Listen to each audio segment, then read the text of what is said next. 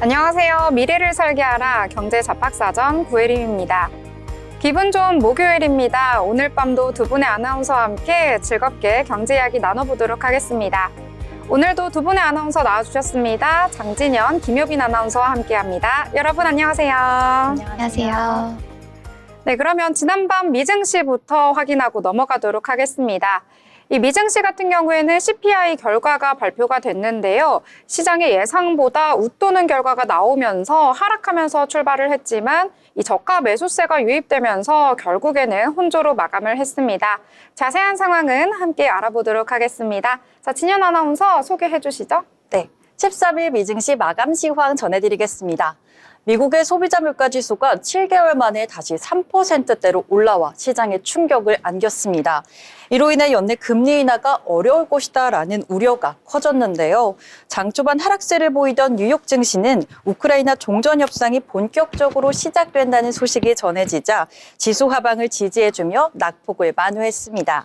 마감 상황 보시면 오늘 다우 지수는 0.5% 하락하며 44,368.56포인트로 종가 형성했고요. 나스닥 지수는 0.03% 소폭 올라와줬습니다. 19,649.95포인트로 3대 지수 중 유일하게 빨간불을 켜내는 모습입니다.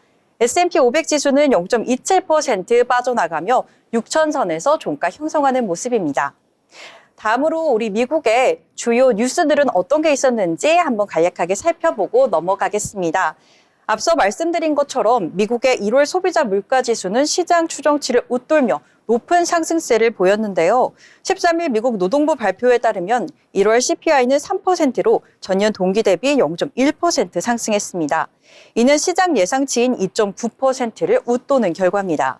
전월 대비 상승률도 0.5%로 예상치인 0.3%보다 높았는데요. 예상치를 훌쩍 넘긴 수치에 페드 금리 인하 기대감이 한풀 꺾이면서 긴축 기조가 더 길어질 가능성이 커졌다는 분석이 나오고 있습니다. 다음으로 트럼프 미국 대통령은 현지 시간 12일 블라디미르 푸틴 러시아 대통령과 우크라이나 전쟁을 끝나기 위한 협상을 시작하기로 했다는 소식을 전했습니다. 트럼프 대통령은 이날 SNS를 통해 푸틴 대통령과 전화 통화를 했다면서 양국 정상이 대단히 긴밀히 협력할 것이라고 전했습니다. 다음으로는 도널드 트럼프 미국 대통령이 조만간 이른바 상호관세 조치를 발표할 것으로 전망되는 가운데 자동차 및 의약품 상호관세 부과 대상에서 제외될 수 있다고 공화당 소속 마이크 존슨 하원 의장이 이같이 말했습니다. 존슨 의장은 이날 상호관세와 관련해 백악관이 다르게 대응할 일부 분야가 있다면서 그중에는 이 두 분야도 포함될 가능성이 있다고 언급했습니다. 또 트럼프 대통령은 모디 인도 총리 방미를 앞두고 인도에 상호관세를 부과할 발표를 할 것이라고 백악관이 밝혔는데요. 상호관세 발표로 기를 죽이고 인도와 정상회담에서 미국이 유리한 판을 깔겠다는 의도로 해석되고 있습니다. 네, 이렇게 굵직한 뉴스들도 한번 만나봤는데요. 다음으로 자세한 종목별 흐름도 한번 살펴보겠습니다. 먼저 M7 기업들의 움직임부터 살펴보시죠. 먼저 엔비디아는 딥시크 충격 이후 AI 전용 칩 수요가 줄 것이라는 우려로 주가가 연일 급락했었죠. 그러나 최근 딥시크에 대한 여파가 수그라들며 급반등하는 흐름을 보였는데요. 그런 엔비디아가 어제에 이어 오늘도 1%대 하락세를 연출했습니다. 이는 공개된 미국 인플레이션 지표가 예상치를 웃돌며 금리의 영향을 많이 받는 기술주들 위주로 밀린 것으로 풀이되고 있습니다. 또한 최근 단기 급등에 따른 조정을 받은 것이라고도 풀어볼 수가 있겠습니다. 그렇지만 5거래일 기준으로는 여전히 5%대 상승세를 유지하고 있다는 점도 함께 확인하시면 좋을 것 같습니다. 다음으로 아마존과 구글 그리고 마이크로소프트는 소폭의 하락세를 보였는데요. 각각 1.65%, 0.88% 그리고 0.58% 떨어지는 모습이었습니다. 이번 장에서 기술주들의 약세로 인해 일제히 하락한 것으로 풀이되고 있습니다. 반면 애플은 알리바바와 손을 잡고 중국에서 아이폰에 AI 기능을 탑재해 출시한다는 이 소식이 연일 호재로 작용하고 있습니다. 이번 장에서도 2% 가까이 올라와주며 파란불을 켜내는 모습입니다. 또 테슬라가 오늘 장에서 강했습니다. 2.44% 상승하는 모습인데요. 테슬라는 지난 5거래일간 연일 하락세를 보였는데 오늘 그 흐름을 끊고 2%대 강하게 올라와주는 모습입니다. 그동안의 하락세에 저가 매수가 유입된 것으로 풀이됩니다. 또 얘기를 빼놓을 수 없는 것이 바로 메타인데요. 이 메타는 0.76% 오르면서 18거래일 연속으로 상승세 보였습니다. 이로써 나스닥 100 지수 구성 종목 가운데 가장 긴 연속 상승 기록을 경신하고 있는데요. 메타는 우리나라 AI칩 설계 스타트업인 퓨리오사의 인수를 논의하면서 자체 AI칩 개발에 박차를 가하는 모습입니다.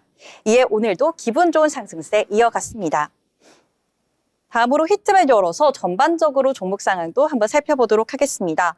이번 장에서는 순위 싸움이 좀 치열했는데요. 오늘은 월마트가 1%대 파란불을 껴내며 다시 10위권으로 진입했습니다.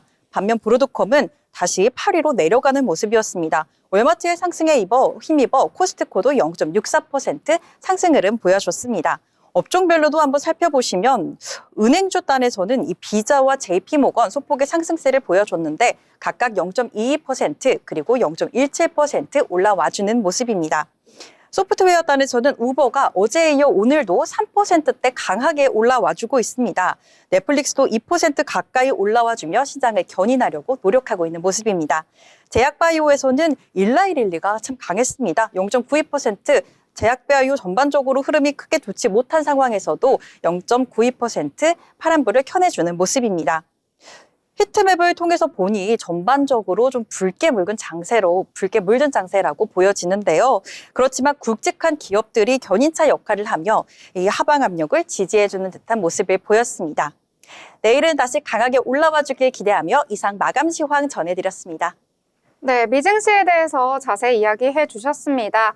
미증시 같은 경우에는 여러 가지 기업들 혼조되는 양상 보였고요. 지수도 마찬가지로 보합권에서 혼조 마감되는 모습 나타나줬습니다. 이 미증시에서는 여러 가지 이슈들이 있었는데요. CPI 발표도 그렇고요. 이에 따라서 금리 인하가 계속해서 유지가 될지 분위기에 대해서도 알 수가 없는 상황 속에서 또 이제 트럼프 대통령과 이 우크라이나 쪽의 전쟁에 대해서 이제 종전이 될 것이다라는 기대감 속에서 국내 증시에서도 이 테마가 뜨겁게 올라줬는데요. 이 테마에 대해서도 함께 알아보도록 하겠습니다. 자, 효빈 아나운서 어떤 내용이죠? 네, 오늘은 우크라이나 전쟁 종전 협상이 본격화되면서 건설과 철강, 전력 관련주들이 일제히 상승세를 보이고 있습니다. 약 1,200조 원 규모의 재건 사업이 예상되면서 인프라 복구와 관련된 기업들이 수혜를 입을 것이라는 기대가 반영된 모습인데요. 먼저 건설 관련 종목들이 급등했습니다. HD 현대건설기계, 전진건설로봇, HD 현대인프라코어 등 주요 건설기계 업체들의 주가가 두 자릿수 상승률을 기록했고 현대건설, HDC 현대산업개발, 대우건설, 삼부토건 등 건설사 등도 강세를 보였습니다. 철강주 역시 전후 복구를 위한 원자재 수요 증가 전망에 따라 상승했습니다. 현대제철, 포스코홀딩스, 동국제강 등의 주가가 반등했습니다. 또한 우크라이나의 전력망 복구 기대감이 커지면서 LS 일렉트릭, 가온전선 같은 전력 인프라 관련주들도 일제히 상승 흐름 나타냈습니다. 이 같은 시장 반응은 미국과 러시아의 종전 협상 소식이 결정적인 영향을 미친 것으로 보입니다. 전날 트럼프 대통령과 푸틴 대통령이 1시간 넘게 통화하며 평화 구축 의지를 확인했다고 하는데요. 특히 푸틴 대통령이 트럼프 대통령의 모스크바 방문을 제안하는 등 협상 의지를 보였고 젤렌스키 대통령도 긍정적인 입장을 밝혔습니다. 이런 흐름 속에서 우크라이나 전후 복구 사업이 본격화될 경우 건설과 철강, 전력 인프라 관련 기업들이 대규모 프로젝트를 수주할 가능성이 높아지고 있습니다. 특히 14일부터 독일에서 열리는 미넨 안보회의에서 미국의 우크라이나 전쟁 종식 시나리오가 발표될 것이라는 전망이 나오면서 관련 종목들의 주가 상승 모멘텀이 이어질지 주목됩니다. 앞으로 종전 협상이 어떻게 진행될지 그리고 전쟁 이후 재건 사업이 어떤 식으로 진행될지 시장의 관심이 집중되고 있습니다. 네, 종전에 대한 기대감 계속해서 커지고 있습니다. 이번에 통화가 공식적으로 확인이 되면서 재건에 대한 기대감 점점 더 커지고 있는데요. 이 건물이나 도로, 전력망 등 이 재건의 사업 규모 9천억 달러에 달하는 것으로 추정이 된다고 합니다. 국내 기업들도 수혜를 받을 것으로 기대가 되고 있는데요. 건설 기계뿐만 아니라 이 전력망 쪽으로 LS그룹도 지금 기대가 모여지고 있고요. 또 오늘 장에서는 로봇이 강세를 보였는데 기존의 물류라든지 휴머노이드 쪽보다는 재건과 엮이는 테마를 가진 로봇주들이 또 상승을 했거든요. 이 부분까지 함께 체크하시면 좋을 것 같습니다. 자, 이번에는 저희가 뉴스를 볼 때요, 경제면 항상 보는데요. 너무 경제 뉴스 많다 보니까 어떤 뉴스를 봐야 할지 혼란스러울 때가 많습니다. 자, 오늘은 꼭 봐야 할 경제 뉴스들 모아서 알려드리려고 하는데요. 자, 진현 아나운서 오늘 어떤 내용 준비하셨나요? 네, 저도 오늘도 다양한 뉴스들을 준비해왔는데요. 먼저 첫 번째 소식부터 전해드리도록 하겠습니다. 첫 번째 소식입니다. 도널드 트럼프 미국 대통령이 미국 중앙은행인 연방준비제도를 향해 또 금리 인하를 압박하고 나섰습니다. 트럼프 대통령은 현지 시간 12일 오전 자신이 설립한 소셜미디어 트루스 소셜에 올린 글에서 금리는 인하돼야 한다면서 이는 다가올 관세와 함께 진행될 것이라고 적었습니다. 이러한 언급은 이날 전 세계를 상대로 상호 관세 부과를 준비하는 과정에서 나왔는데 그는 지난 10일 기자들에게 10일에서 12일께 상호 관세를 부과할 것이라고 밝힌 바가 있어 이날 오후 발표할 가능성이 큰 것으로 보여집니다. 특히 이날 기준금리 인하 요구는 제롬 파월 연준 의장이 미 하원 재무위원회 청문회에 출석해 반기 통화 정책을 보고하기 직전에 나온 언급으로 파월 의장을 압박하기 위한 거라고도 볼 수가 있겠습니다. 파월 의장이 기준금리 인하를 서두를 필요가 없다는 이 기존 입장을 고수하자 트럼프 대통령은 그간 꾸준히 금리 인하를 압박해왔습니다. 지난 29일 연준이 올해 첫 FOMC를 마무리하면서 기준금리를 동결하자 트루스 소셜을 통해 연준은 은행 규제와 관련해 형편없었다면서 연준을 강하게 비판하기도 했다고 전했습니다. 두 번째 소식입니다. 중국 정부가 철강, 태양광 산업 구조 개편에 나섭니다. 중국 기업들의 과한 증설 경쟁으로 제품 공급이 과잉이라는 판단에선데 현지 업계가 정리된다면 중국 기업의 밀어내기 수출로 신음하던 국내 철강, 태양광 업체에도 볕이 들지 않을까 관심이 집중되고 있습니다. 12일 산업계에 따르면 중국 공업정보화부는 최근 철강 산업 촉진 방안을 발표했습니다.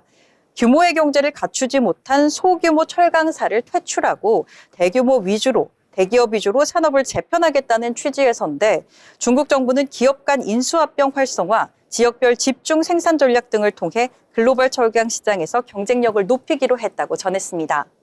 중국 철강업계는 중국 건설 경기가 악화하자 새 판로를 찾기 위해 한국, 일본, 동남아시아 등의 저가 물량을 쏟아냈습니다. 한국에 들어온 중국 철강제가 지난해 877만 톤, 2022년보다 30%가량 늘어난 이유인데 업계 관계자는 올해엔 도널드 트럼프 미국 행정부의 관세 장벽이 높아진 만큼 관련 자구책 마련에 드라이브를 걸 것이라고 예상했습니다. 중국 내 철강 생산량이 줄어들면 포스코, 현대제철, 그리고 동국제강 등 국내 철강 업체들도 숨통이 트일 것으로 전망되고 있습니다. 다음으로 세 번째 소식 알아보겠습니다. 금값 폭등에 시중은행 골드바 판매가 급증하고 있다는 소식입니다. 도널드 트럼프 미국 대통령의 이딴 관세 확대 예고로 세계 경제 불확실성이 커지면서 금 수요가 늘어난 영향으로 풀이되고 있습니다. 당분간 일부 시중은행과 한국금거래소에선 골드바를 찾아볼 수 없게 됐습니다. 22일 금융권에 따르면 5대 은행의 골드바 판매액은 이달 들어 전날까지 총 242억 7,017만 원으로 집계됐습니다. 이는 지난해 같은 기간에 79억 6,326만 원보다 3배 이상 증가한 수치입니다. 이달 초 하루 20억 원 가량이던 골드바 판매액은 5일 38억 원으로 뛰었습니다. 한국조폐공사가 전날 골드바 공급을 중단하기로 하면서 전례 없는 품귀 현상이 벌어진 겁니다. 은행별 판매 현황에는 다소 차이가 있었습니다. KB국민은행은 조폐공사와 금거래소 판매를 대행해 왔는데 조폐공사는 이날부터, 금거래소는 지난해 11월 4일부터 골드바 공급을 각각 중단한 상태입니다. 우리은행도 조폐공사와 금거래소에서 골드바 공급이 끊긴 상태입니다. 우리은행은 금거래소에 1kg 골드바를 계속 판매하고는 있지만 개인 간 거래는 거의 없는 상황이라고 전했습니다. 하나은행은 조폐공사와 금거래소 골드바를 모두 판매 중입니다. 다만 조폐공사는 오늘 17일부터 한시적으로 하나은행의 골드바 판매를 중단할 예정이라고 전했습니다. 은행 측은 다음 달 말부터 판매 재개가 가능할 것이라고 예측하고 있습니다. 다음은 네 번째 소식입니다. 지난달 금융권 가계대출이 10개월 만에 감소했습니다. 겨울철 비수기로 주택 거래 시장이 얼어붙은 데다 설 상여금으로 대출금을 상환하는 경우가 많았던 탓으로 풀이됩니다. 다만 은행권 주택담보대출은 전달보다 증가폭이 커졌습니다. 12일 금융당국의 1월 중 가계대출 동향에 따르면 지난 1월 금융권 가계대출은 전달보다 9천억 원 줄었습니다. 주담대 증가폭은 전달보다 1천억 원 줄어든 3조 3천억 원으로 집계됐고 신용대출 등 기타 대출은 작년 12월 초 1조 4천억 원 감소했는데 지난달 4조 2천억 원 줄었습니다. 1월 기준으로만 보면 23년 1월 이후 2년 만에 감소세를 보인 겁니다. 다만 금융당국은 안심할 상황은 아직은 아니다라고 전했고 금융위 관계자는 본격적인 영업 개시와 신학기 이사 수요 등으로 2월부터는 가계대출이 증가세로 전환할 가능성이 크다며 가계대출의 안정적 관리를 위해 주택시장 금리 동향을 지속적으로 모니터링할 필요가 있다고 이같이 말했습니다. 다음으로 마지막 소식입니다. 대표적인 주주 환원 정책인 자사주 소각이 금산분리 등 지분 규제와 충돌하는 상황이 잇따라 발생하고 있습니다. 자사주 소각으로 최대 주주 지분율이 법상 허용치를 초과하고 이에 따른 잠재적 매도 물량이 우려가 주가를 짓누르는 것으로 풀이되고 있습니다. 금융당국이 수십 년 전에 만들어 놓은 이 낡은 규제에 밸류업 정책이 발목이 잡히는 모양새인데요. 정부가 밸류업과 지분 규제를 둘러싼 제도 정비에 나서야 한다는 목소리가 나오고 있습니다. 10일 기업데이터연구소 CEO 스코어에 따르면 지난해 국내 상장사의 자사주 소각 규모는 12조 1,399억 원을 기록했습니다. 전년 대비 156% 증가한 수치입니다. 국내 상장사들의 주가 하락을 방어하고 정부의 밸류업 정책에 동참하기 위한 차원에서 자사주 소각을 확대한 것으로 풀이되고 있습니다. 최대 주주의 지분율이 법상 한도에 임박한 기업에선 자사주 소각을 두고 셈법이 복잡해진다고 합니다. 자사주를 소각하면 최대 주주 지분율이 상승해 법상 기준선을 넘어서기 때문입니다. 이 같은 문제에 밸류업 정책과 지분 규제 간 충돌을 바로잡지 않으면 지배구조 문제가 반복될 수 있다라는 지적이 나오고 있는 상황입니다. 금융권 관계자는 자사주 소각 등으로 인한 보유 지분 한도 초과에 한해선 예외적으로 정부가 승인하는 것이 필요하다라는 목소리도 나오고 있는 상황입니다. 지금까지 뉴스 브리핑이었습니다. 네, 여러 가지 뉴스들 알기 쉽게 정리해 주셨습니다. 어제도 금 가격 계속해서 상승을 해가지고요. 이 골드바 판매 중단됐다라는 소식까지 전해졌는데 오늘도 또 한 번 이 소식 전해졌습니다. 금 가격 같은 경우에는 이 최근에 트럼프의 관세 전쟁 그리고 또 인플레이션에 대한 우려까지 커지면서 점점 더 안전 자산으로 매수가 쏠리고 있는 것 같습니다. 금 쪽에 관심 있으신 분들이라면요. 국내에 또 6개의 금과 관련된 ETF도 상장되어 있다고 하거든요. 참고해서 투자하시길 바라겠습니다. 더불어 본 방송에서 제공하는 정보는 투자 판단을 위한 조언일 뿐 해당 종목의 가치, 상승과 하락에 대해서는 보장하지 않습니다.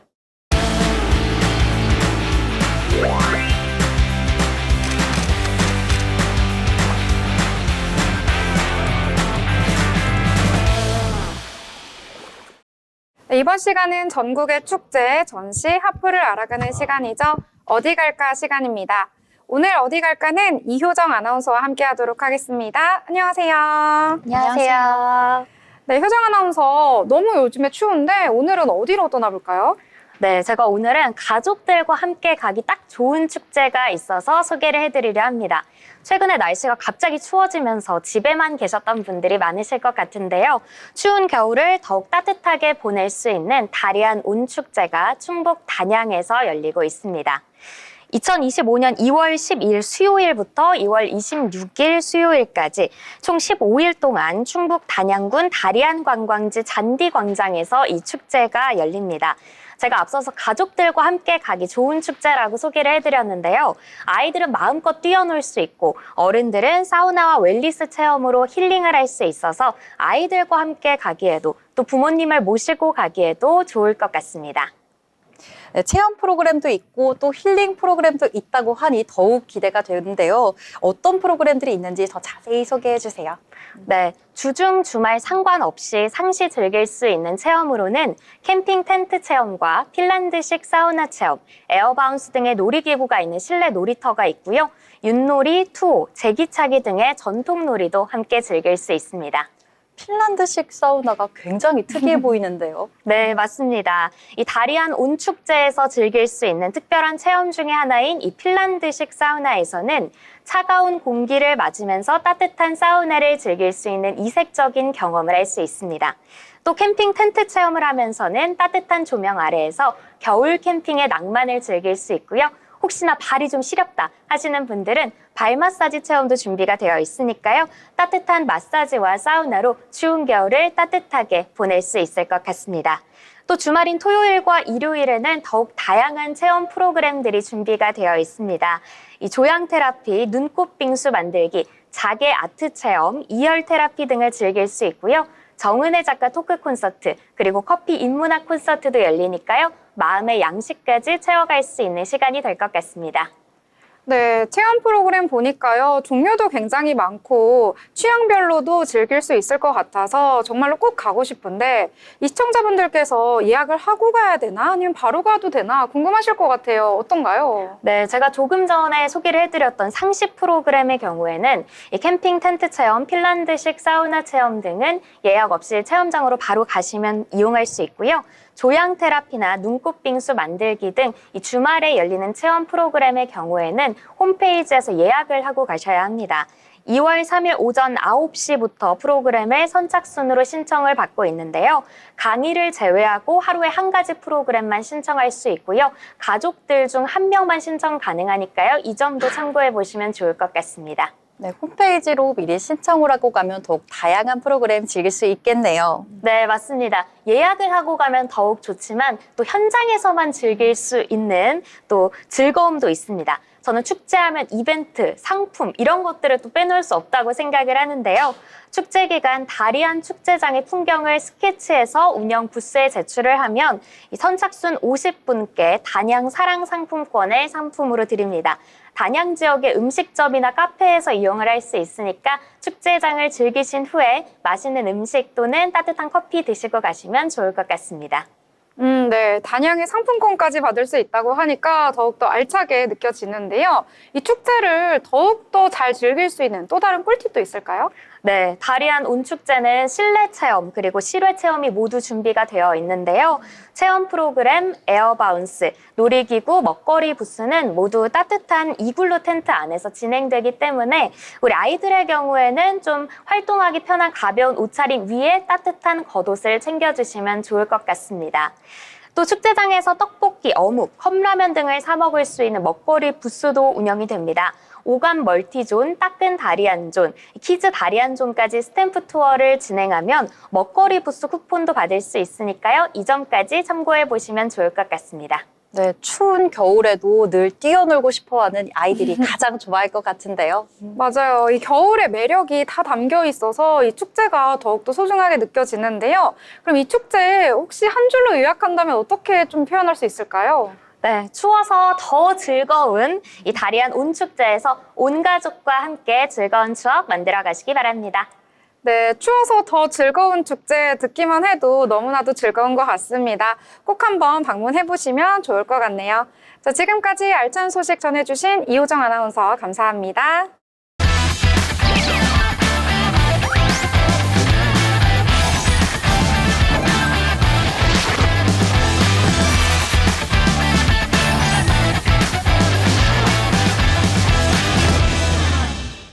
네, 이번 시간은 돈을 잘 벌고 싶은 고수가 되고 싶은 아나운서들이 모여서 주식 이야기, 경제 이야기 나눠보도록 하겠습니다.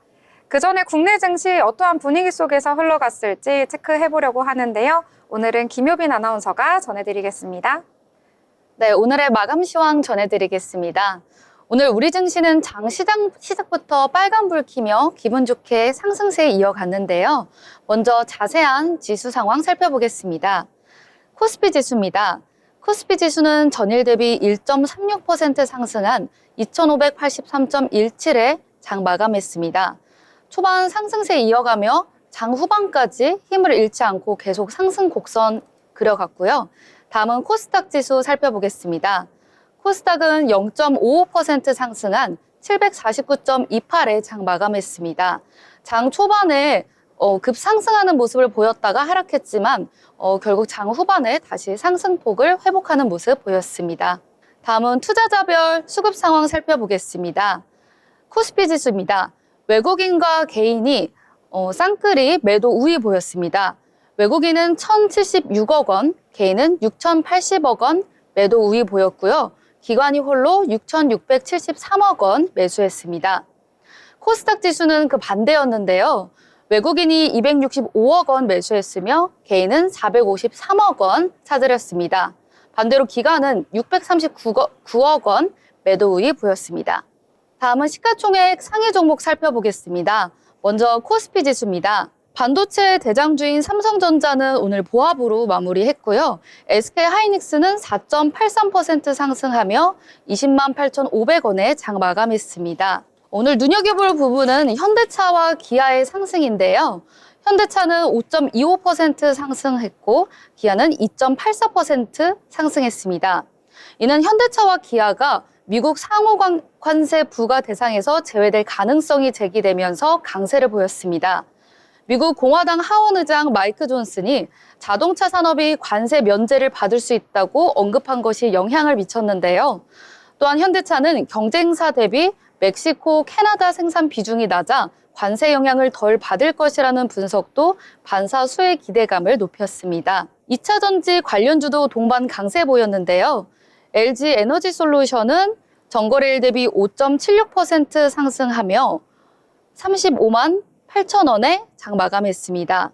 네, 다음은 코스닥 지수 살펴보겠습니다. 코스닥 지수는 전반적으로 혼조세로 장 마감했습니다. 그동안 자동차 상호 관세 부과는 전기차 판매에도 악재로 작용하며 2차 전지 관련 업종의 주가도 억눌러 왔는데요. 자동차 산업의 관세 면제 기대감에 에코프로비엠과 에코프로도 상승세 보였습니다. 에코프로는 8.17%로 큰 폭으로 상승했고요. 에코프로는 3.86% 상승 마감했습니다. 다음으로 알테오젠과 HLB는 소폭 하락한 하루였습니다. 지금까지 오늘의 마감 시황 전해드렸습니다. 네, 오늘 시황 잘 정리해 주셨습니다. 국내 시장 같은 경우에는 이 간밤에 미국의 CPI 발표 이후에 인플레가 다시 우려가 좀 커지긴 했는데요. 그럼에도 불구하고 국내 증시 오늘 탄탄하게 상승하면서 마감을 했습니다. 코스피 같은 경우에는 전일 대비 1.36% 상승 마감했는데요. 장중 내내 고점 라인 높여가면서 2,583선에서 마감하는 모습 나타났습니다.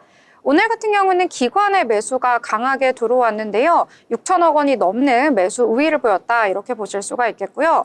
코스닥 같은 경우에는 장 초반에 좀 강한 모습 보였었는데 이 낙폭이 좀 커졌습니다. 그럼에도 불구하고 오늘 플러스권에서 마감했는데요. 전일 대비 0.55% 상승하면서 749선에서 마감했습니다.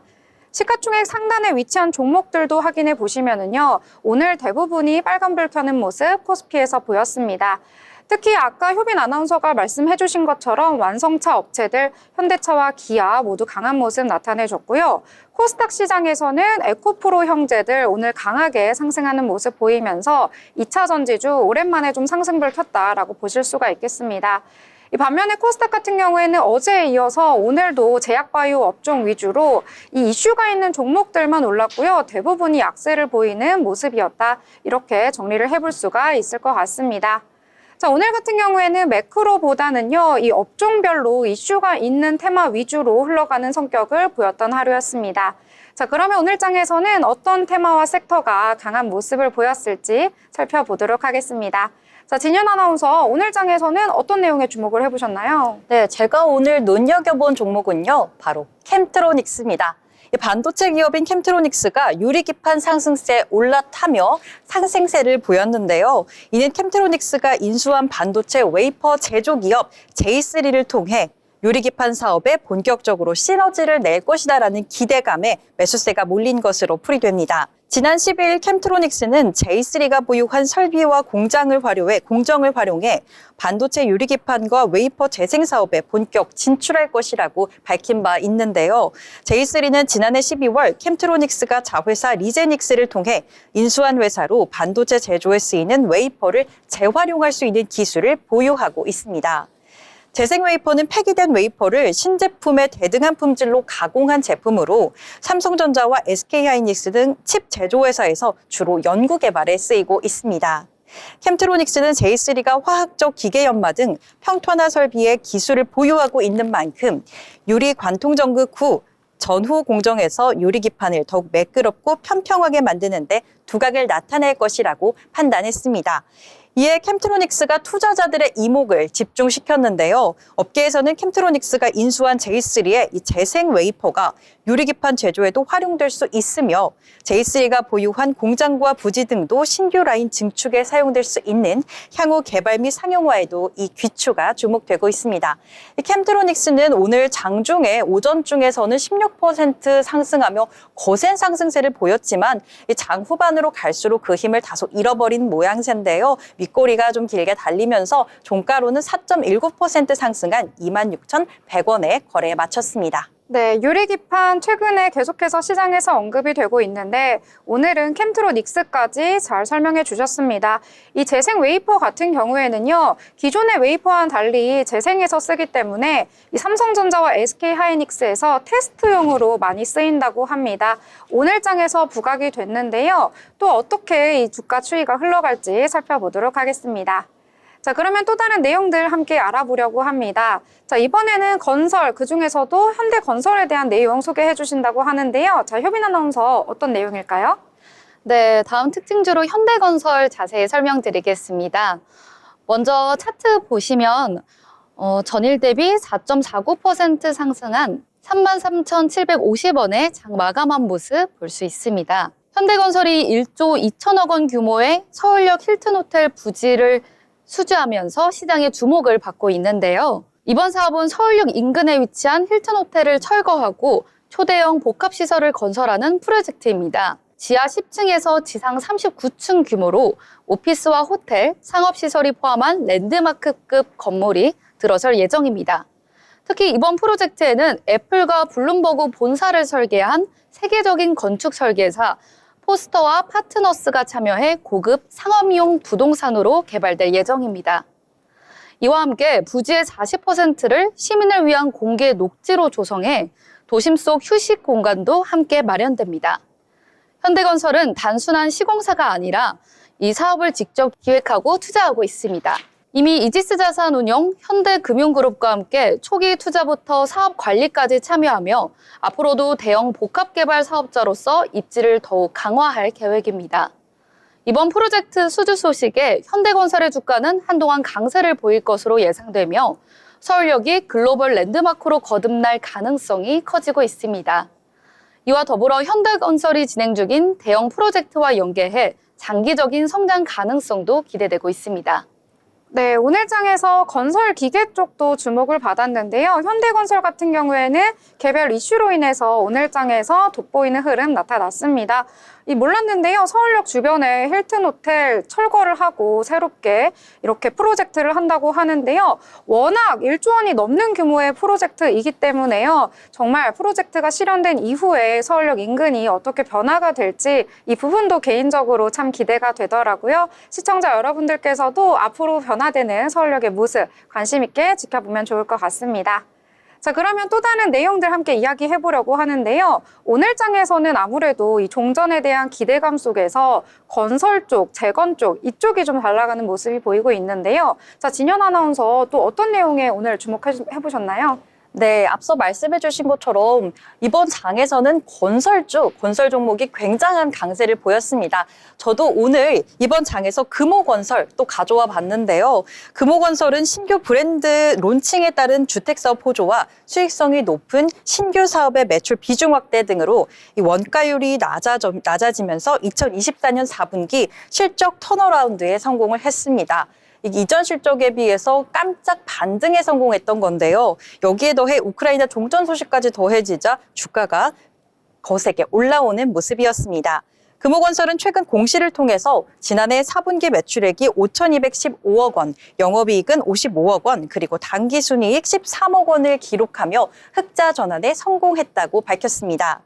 원가율은 정년 동기 대비 소폭 감소한 94.6%로 하향됐으며 지속적인 재무구조 개선 노력을 이어가고 있다고 이같이 밝혔습니다. 또 실적 개선에 힘입어 부채 비율도 감소했습니다. 부채 비율은 별도 기준 전분기 대비 46% 감소한 524%, 연결 기준으로는 전분기 대비 40% 감소한 602% 기록하기도 했습니다. 회사 관계자는 올해는 철저한 리스크 관리를 통해 수익성의 중심에 성장을 이어가며 지속적인 흑자 구조를 만들기 위해 나설 것이라고 선언했는데요.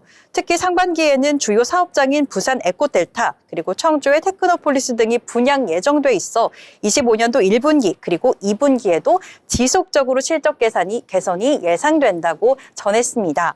이 같은 흐름의 금호건설은요, 오늘 빨간불을 강하게 또 연출을 해줬는데요. 9.41%, 종가 9.41% 강하게 거세게 올라와주며 2,675원으로 종가 형성했습니다.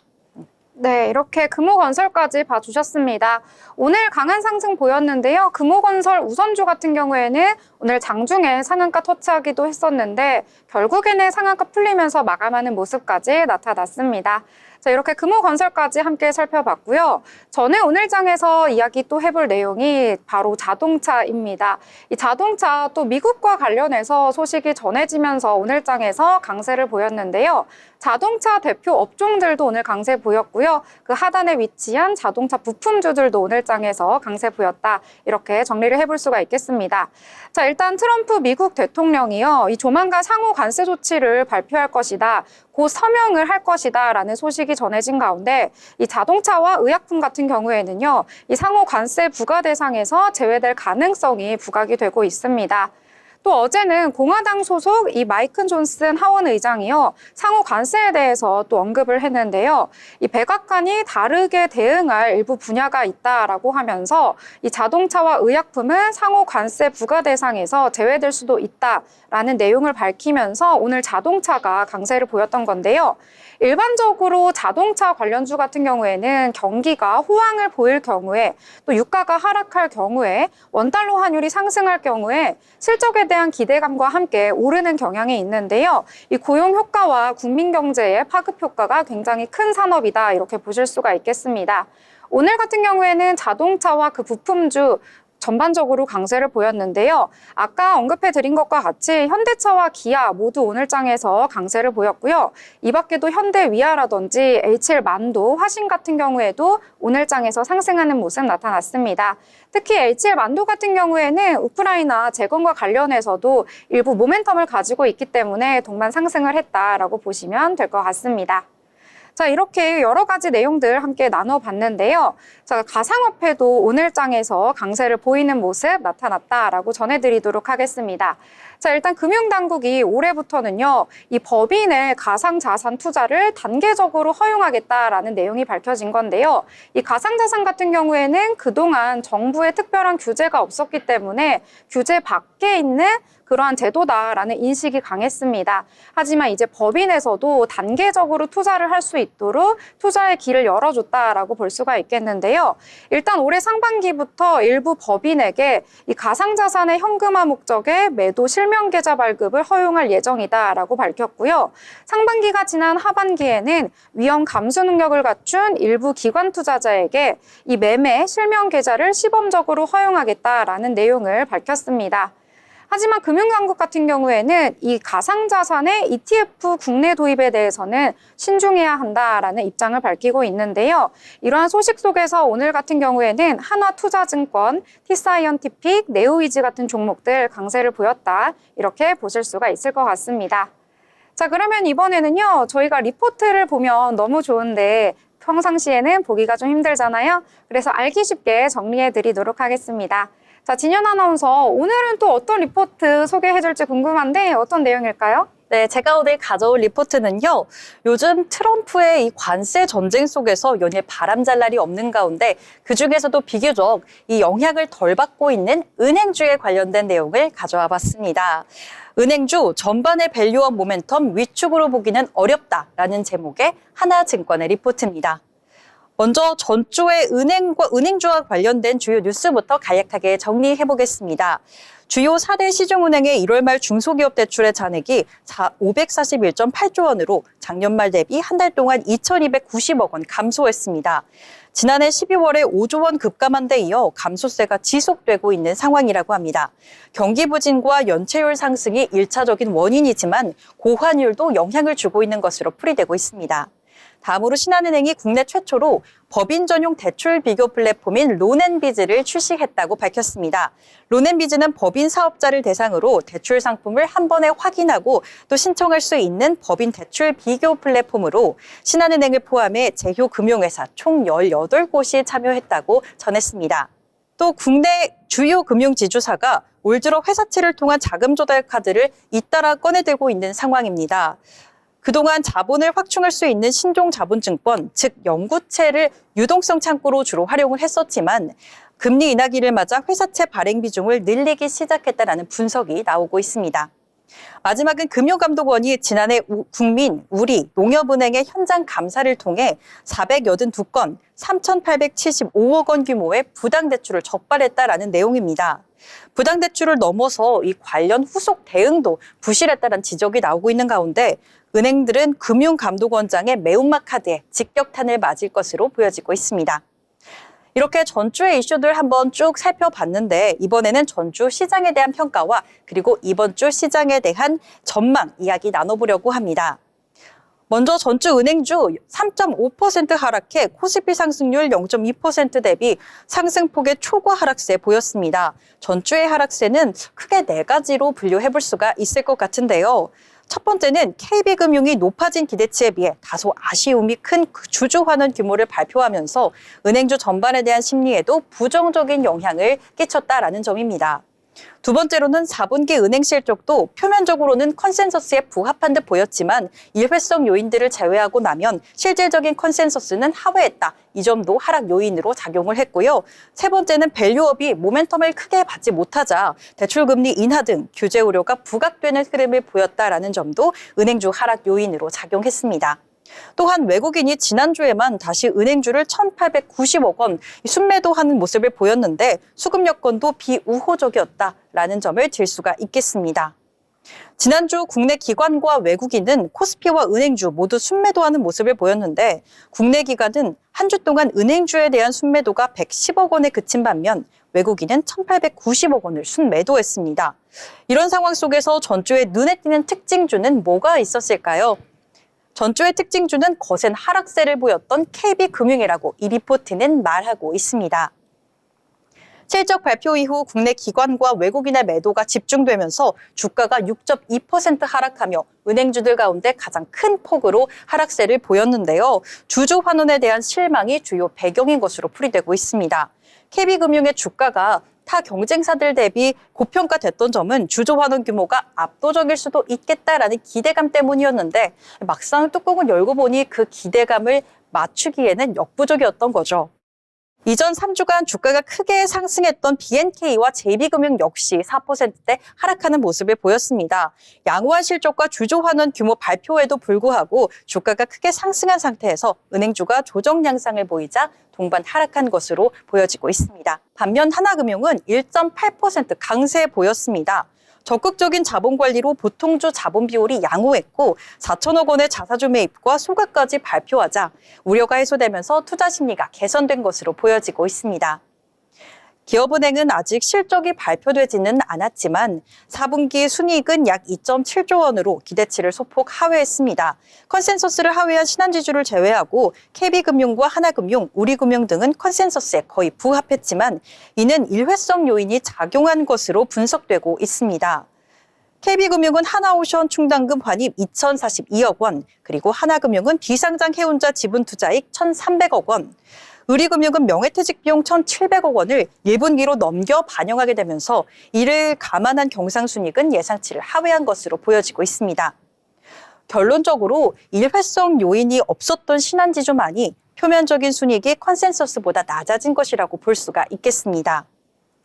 네, 한번 정리를 해보겠습니다. 이렇게 정리를 해보자면 KB금융을 제외하고 대부분의 은행들은 시장 기대치에 부합하는 자사주 매입 소각 규모를 발표했다.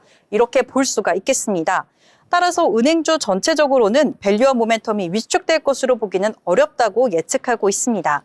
시장 기대치를 상회하는 주주 환원 규모를 발표한 은행들은 앞으로 주가 상승세가 이어질 가능성이 높다고 진단을 내리고 있는데요.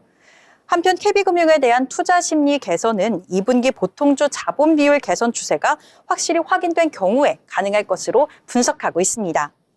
은행들의 상반기 자사주 매입 규모가 모두 발표 완료된 상황이기 때문에 당분간 시장은 은행주에 대한 규제 우려 부각 여부 및 25년도 실적과 보통주 자본 비율 흐름 등에 관심이 커질 것으로 이목이 집중되고 있습니다. 마지막으로 이 리포트에서 말하고 있는 주간 선호 종목도 한번 살펴보도록 하겠습니다. 주간 선호 종목으로 하나금융지주와 DGB 금융지주를 선택했습니다. 이 리포트에서는요, 주간 선호 종목으로 선택한 이 두 그룹 한번 살펴볼 텐데요. 하나금융 같은 경우에는 시장 4분기 실적에서 우려가 컸던 보통주 자본 비율이 잘 관리되고 있고 또 자사주 규모도 시장 기대치에 부합하게 되면서 투자 심리가 크게 개선 중인 것으로 분석하고 있습니다. DGB금융은 4분기로 적자 전환하기는 했지만 올해에는 실적이 반등할 가능성이 충분히 크다고 보고 있고요. 또한 낮은 PBR로 인해 투자자들의 관심이 모아질 수도 있다는 점, 이 점까지 함께 체크해 보시면서 투자에 참고하시면 좋을 것 같습니다. 네, 이렇게 리포트까지 전해주셨습니다. 이 리포트 은행주 말씀드렸는데요. 은행주 같은 경우에는 작년이죠. 이 계엄령 사태 이후에 밸류 프로그램이 안정적으로 지속될 수 있을까라는 의문점이 있는 찍힌 상황에서 계속해서 약세를 보이는 흐름이 나타났습니다. 올해 들어서는 이 트럼프발 관세 전쟁과 더불어서 중국의 딥시크 여파까지 국내 증시가 더딘 상승세에 보이고 있는데요. 이러한 상황 속에서 그나마 좀 방어주인 내수산업 위주로 흘러가고 있는 은행주에 다시 재평가가 필요하다라는 시선이 모이고 있는 상황입니다. 여러분들도 포트를 구성하실 때요, 은행주 한 번쯤 리포트 참고해서 넣어두시면 좋을 것 같습니다. 더불어 본 방송에서 제공하는 정보는 투자 판단을 위한 조언일 뿐 해당 종목의 가치, 상승과 하락에 대해서는 보장하지 않습니다.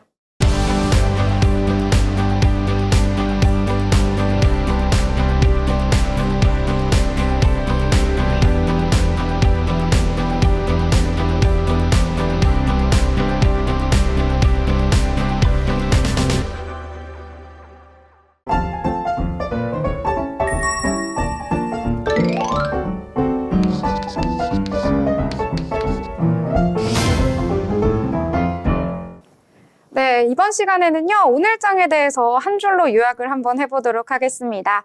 자, 오늘장 효빈 아나운서는 한 줄로 어떻게 표현하면 좋을까요? 네, 저는 트럼프의 한마디에 울고 웃는 글로벌 경제, 이렇게 한 줄로 요약해 봤습니다. 거의 모든 시장의 종목이 트럼프의 한마디에 다 휘둘리고 있는데요. 이 현실을 반영해서 한 줄로 요약해 봤습니다. 네, 트럼프에 대해서 좀 기대감을 거는 모습 말씀해 주셨습니다. 자, 그럼 진현 아나운서는 오늘장 한 줄로 어떻게 표현해보면 좋을까요? 저는 한 줄로 요약한다면 오늘 우리 장 이유 있는 반등이라고 정리를 해보고 싶은데요. 우리 국내 증시, 저는 이 개장하기 직전에 이 미증시를 살펴보면서 혼조세로 마감한 것을 보며 우리 증시 오늘 과연 잘 버텨낼 수 있을까 참 걱정을 많이 했었는데요. 놀랍게도 3대 우리나라 코스피, 코스닥 이 두 지수 모두 양대 지수가 상승으로 마감했다는 점, 저는 이 점을 오늘 굉장히 기분 좋게 생각을 하고 있습니다. 그런데 이런 반등이 잠깐의 테마성이 아닌 실적 위주로 탄탄한 이 모멘텀을 가지고 반등을 했다는 점이 좀 더 여기에 의미를, 초점을 두고 싶은데요. 오늘 수급 상황 살펴보시면 또 투자자별 동향을 보셔도 기관이 강하게 매수했습니다. 기관이 이렇게 강하게까지 사들였다는 거는 이 단기간의 투자 심리가 아닌 장기적으로 봤을 때도 실적이 탄탄하다라고까지 보실 수가 있다라는 점, 이 점도 참고하셔서 같이 투자 판단에 참고하셨으면 좋겠습니다. 네, 한 번 더 질문하고 싶은데 그럼 한 줄로 하면 뭐라고 하면 될까요? 한 줄로 말씀드리면 저는 이제 이유가 있다. 우리 오늘 반등, 이유 있는 반등이라고 마무리하고 싶습니다. 네, 여러 가지 부연 설명과 함께 이유 있는 반등 말씀해 주셨습니다. 자, 오늘장 같은 경우에는 이 우크라이나 종전의 기대감 속에서 강하게 지수를 끌어올리는 모습 나타났는데요. 그래서 전쟁, 이왕이면은 끝나면 너무 좋잖아요. 그래서 평화의 비둘기여 날아올라라, 이렇게 정리해 보도록 하겠습니다. 자, 오늘 방송도 여기서 마무리 짓도록 하겠습니다. 저희는 금요일 방송으로 다시 찾아뵙도록 하겠습니다. 시청해주신 여러분 고맙습니다.